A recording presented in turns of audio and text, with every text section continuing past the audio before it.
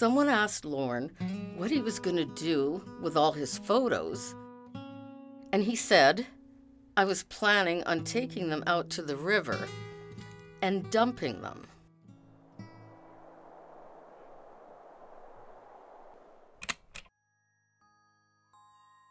In Gananoque, if a baby was born, or a young person was getting their first picture, or there was a wedding or a special event, it wasn't happening until Lorne Prosser took the picture.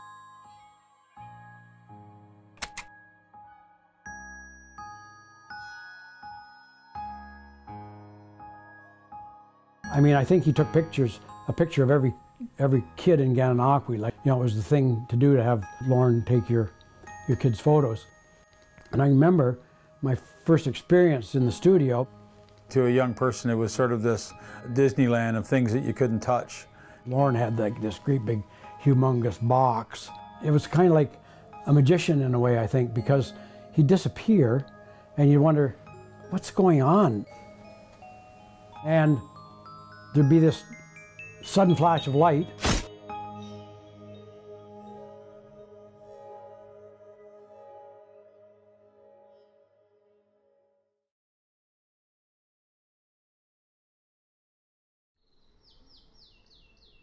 I don't know if you know this town. If not, it's of no consequence. For if you know Canada at all, you're probably well acquainted with a dozen towns just like it. Stephen Leacock.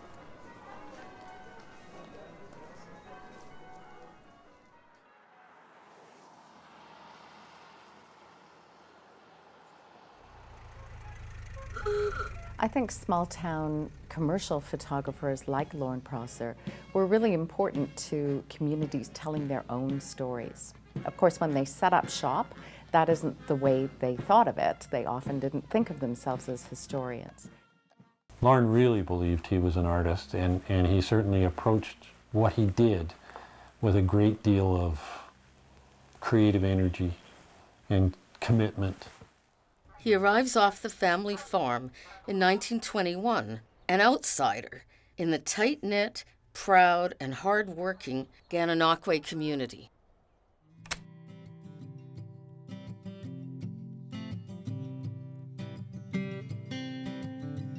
Memories to be treasured and cherished, prized personal possessions, an impromptu archive of social history.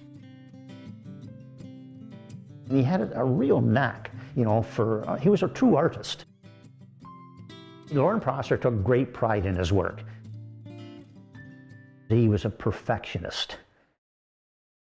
The process of making portraits very seriously is a very intimate process. This is something that happens between the photographer and their subject.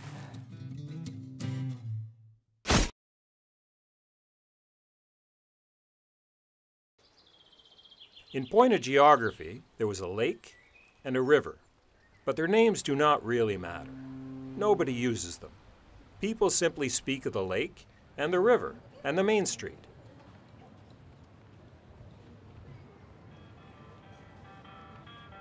Much in the same way as they always call the Continental Hotel Pete Robinson's and the Pharmaceutical Hall Elliot's Drugstore.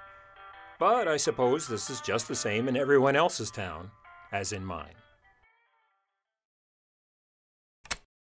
He takes the school pictures, meets the school teacher, Helen Case, and marries her. Nobody went to school in Gananoque that wasn't taught by Helen Prosser. Nobody lived in Gananoque that hadn't had their portrait taken by Lorne Prosser.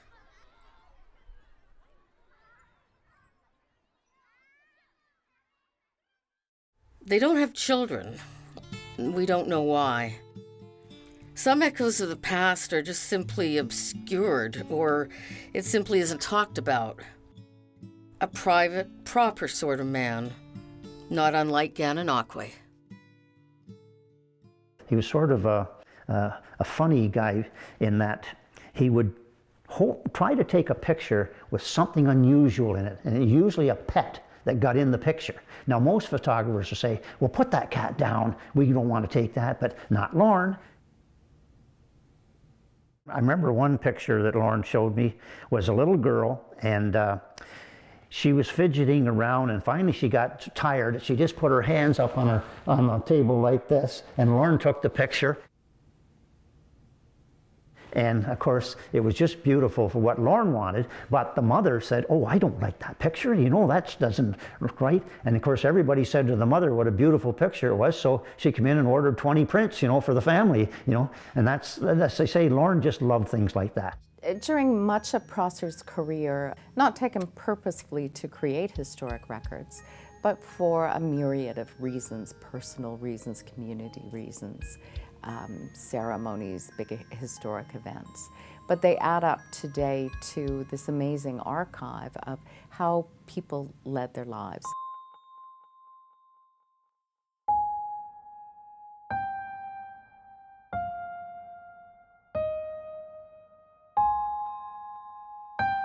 He was trying to make a living, but he didn't know in the background that he was saving the history of Gananoque.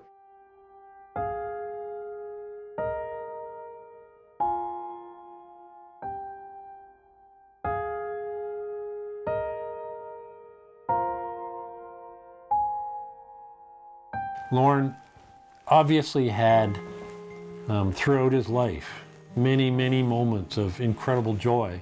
And when you look at these photographs and you say, wow, these are really something, you just need to appreciate what that meant to him at the moment that was made. It was like, that's what I wanted and I got it. After the winter, the snow melts and the ice goes out on the lake. And that's the springtime.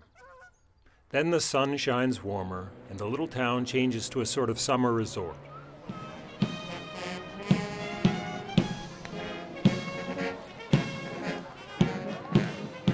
That changes too.